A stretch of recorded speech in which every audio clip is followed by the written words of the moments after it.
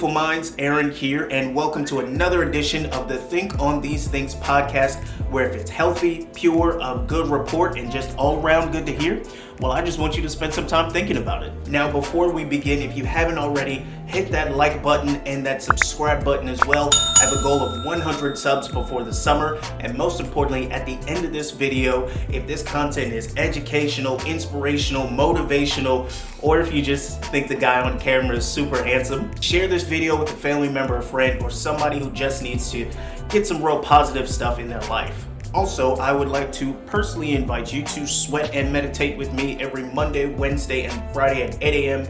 on my Facebook and Instagram page. Links below. Definitely go ahead and check those out. I'm also uploading them every so often whenever I get a chance on this page as well for YouTube. So check those out whenever you can. All right, great. Now that we've got all the formalities out of the way, time for the juicy stuff. All right, so this month's read is gonna be, boom, What to Say When You Speak to Yourself. Now, I got this copy off of Amazon for less than 10 bucks. I don't believe in spending more than $10 for books. Just doesn't make sense, right? We live in a digital age. You can probably get it for cheaper digitally as well. I have a Kindle, but I haven't purchased it on Kindle. Now, the author's name is Shad Helmstetter. He's the author of a lot of other books, but this book right here, this is one of the books where it's quickly moving into my top 10 of all time. Now, it's one of those reads where it's like, where has this been all my life? If you're a self-help buyer or a self-growth book buyer like myself, then you know there are those books that are just like, where has this been? Why has no one ever introduced this to me? Now, this book boasts to be able to teach you techniques and use tools to make sure and create a more positive environment within your mind. Basically, to be able to talk to yourself nicer. Now, I've only been 10 chapters in, right? But already this book is convicting me on some very deep issues that I've dealt with for a very long time. And for the next few minutes, I just want to kind of walk you through what I've already read within the first 10 chapters. Now, point one kind of encompasses the first 10 chapters altogether. It's basically your thoughts are everything. And I know what you're thinking, duh, Aaron, of course our thoughts are everything. But if you're new to the idea of positive thinking or removing negative ideas from your mind, or maybe you've been going through your life for a long time, but you haven't really realized some of the underlying things you've been telling yourself, this point really drives home the idea that almost everything we do is based around the way we think. And so if we want to change the way we do things, we should start looking at the way we think. The author spends some time talking about hundreds of self-help books and self-guru guides and people all over the world who are trying to get you to buy into their idea so that you can be better. But he also details out how a lot of these concepts and ideas we may adopt for a small amount of time, but we end up switching out of them once we stop really believing them. And that's where the first concept comes in. A pretty decent example is I try to go to the gym as often as possible. Now, my workout routines have changed over time, but here's a video of where I was trying to lift a weight that I hadn't lifted in a very long time. It's only about 315 pounds, but at that time, it felt so heavy. And in my mind, I just kept telling myself, there's no way I can lift this. There's no way I can lift this. There's no way I can lift this. And finally, I had to tell myself, just lift the weight. You can do this. And that's where I did it. And that small victory launched me way forward in my workout and much further in my health. Now, point number two. Now, this one comes in the way of a story the author tells about when he was a young kid and he was so excited about playing an instrument in band. Now, he started and he found out he was awful, but that wasn't the bad part. He actually overheard a teacher or someone he trusted talking to another person and saying that he didn't have any talent and that he would never be good at playing any kind of instrument. Now, he adopted this thought and worked it over in his mind until he started to believe that he didn't have any talent as a musician and could never actually play any instruments.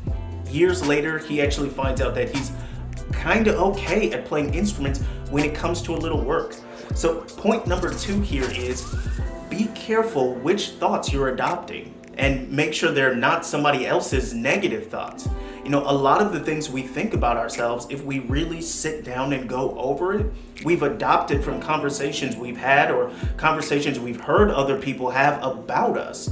There's the old adage that you shouldn't let someone put a basket over your light. And I think number 2 really points that out, that just because someone says something negative or has said something bad about you in the past doesn't mean you need to be holding on to that. Some of us need to spend some time looking over the ideas or some of the negative things we think about ourselves and think, did I come up with that or did I get that from someone else? Hey, if you're watching this, I just want to let you know about an awesome opportunity. If you're a business owner or an online entrepreneur, my name is Aaron Roberts, and I'm the owner-operator of Deliverance Brand Strategy and Coaching. Partnering with Deliverance is the most crucial step in growing your brand to the next level. Business owners and entrepreneurs miss out on thousands of dollars in potential sales every single month because they aren't producing consistent content for their core audience. What I'm going to help you do is focus your efforts into real actionable steps to make sure that your brand reaches a wider viewer base and maintains more of your core audience. Maybe you're new and you have a really cool idea, but you don't know how to get it off the ground. We can help there too. Deliverance can actually coach you through many of the pitfalls of business ownership. That means you get your idea off the ground faster and stay in business longer. If you want more details on how you can get my personalized strategies and business coaching, then go ahead and visit my website, deliveranceBSC.com. Oh, and here's the best part. You can try me before you buy me. When you visit my website, you can set up a free consultation. We can sit down and talk about your business, your goals, your vision, most importantly, how I can bring your brand value. You'll also get access to many of my free resources every single month. So go to the website, go ahead and set up a free consultation, deliveranceBSC.com. I look forward to partnering with you. Now, points 3 and 4, I'm going to combine a little bit because they go hand in hand and one actually feeds off of the other. The first one is that essentially you become everything you think about. Now, there's a verse in the Bible that says, as a man thinketh, so is he, right? And a lot of times if you don't have a spiritual background or if you're just not into it, you're like, okay, sure, whatever. But what science is finding is that that's actually physically true. More than 77% of what we talk about to ourselves can be negative, and that affects our work, it affects our relationships, it affects how we deal with ourselves, our health, when you really think about it. When you take that concept of, this is going to be number 3, that you become what you think about, if you change the perspective, well, then it can go really well. Because if you're thinking about positive things, if you take on a project, right, and you look at the project and you say, hey, I can do this really well. I can finish this project on time. I can come in under budget. The entire company is gonna love it. Well, you start working that way. You start working to make sure it comes in under budget, that you're taking in the perspective of everything that everybody's gonna love about it. And the way you work on it is completely different than if you look at it as this insurmountable great task that you can't complete. I've been there a couple times myself where making videos or exercising or whatever the situation is, where I look at it and I'm just like, I don't feel like this is gonna work out. And what happens is, they call it a self-fulfilling thought, is that subtly our actions work in that direction. If you're looking at a 5-mile run and you're like, I don't think I can finish this run. When you get to mile 3, you're gonna be like, this is painful. I don't know if I can keep doing this. But if you set your mind right off the bat, you're speaking it out, immediately just telling yourself, I can finish this 3-mile run. This 5-mile run. Once I get to mile 3 is gonna be my second win. Not only am I gonna finish this 5-mile run, I'm gonna finish it in record time. I'm gonna beat the person I was yesterday. Knowing that the way you perceive the task changes the way you operate with the task means there's a little trick there to make sure that you can get it done well. Think about it, if what you spend the most time thinking about is what you become, then we should examine what we're thinking about the most.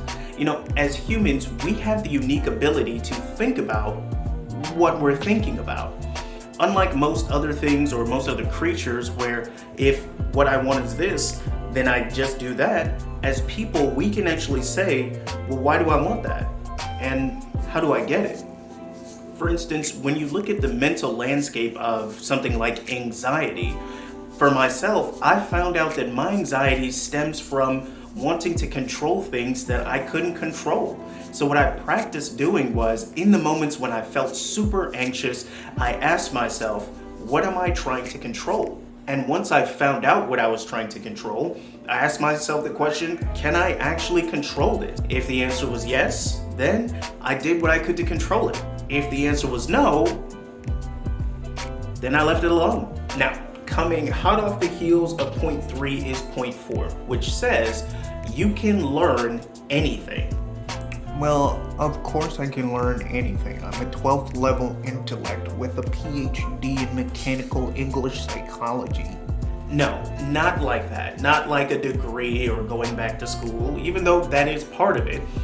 What point 4 is really talking about is any mental image or tool or concept or exercise, you can incorporate it on a daily basis, and you can incorporate it immediately.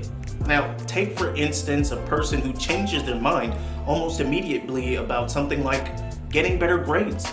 They literally wake up one day and say, I'm going to get better grades, and start working and focusing specifically on that. Now, that doesn't necessarily take 10, 15 years. As a matter of fact, it can be a matter of 10 to 15 minutes. Changing the way you look at things means you can learn nearly anything. Which brings us to point number 5. Now, I pulled this one last, but it's honestly one of the most powerful points I'm going to give you here today. Now, the author talks about the brain as a computer where you can code it and it good in, good out, and well, let me back up. If you're familiar with binary code or not familiar with binary code, allow me to nerd out here with you for a little bit. Now, binary code is a way that computers and other electronic devices can be coded into performing certain actions over a certain amount of time. Now, the way that's put in is through a series of zeros and ones. The author talks about how by changing the zeros and ones, you change the coding and overall you change the programming. Now, the way I took away from this is that many of our own personal programming is developed through a series of zeros and ones or losses and wins.